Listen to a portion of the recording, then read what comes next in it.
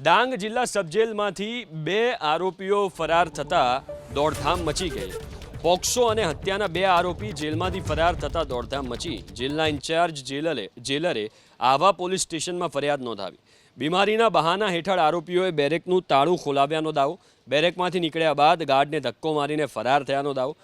પોલીસે સીસીટીવી ફૂટેજના આધારે તપાસ શરૂ કરી છે। બેદરકારી બદલ 2 બેરેક ગાર્ડ અને 2 જેલ ગાર્ડ સામે ગુનો નોંધાયો છે।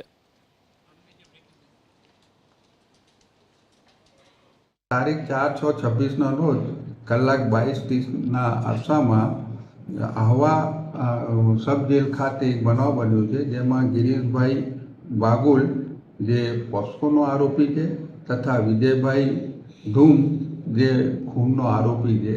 ગઈકાલે 22:30 અરસામાં આરોપી ગિરીશભાઈને જણાવ્યું કે મારા પેટમાં દુખાવો થયો છે, જેથી એને લોકઅપથી બહાર કાઢી અને એના સાથે વિજયભાઈ મંગુભાઈ પણ જોડે આવ્યો અને મેન દરવાજામાં તાળું લાગેલું ન હોય અને આડગળું થયેલું હોય, જેથી તેઓ આરોપીએ જેલ ગાર્ડને ધક્કો મારીને એનો ફાયદો લઈને એ નાસી ચૂકેલા છે।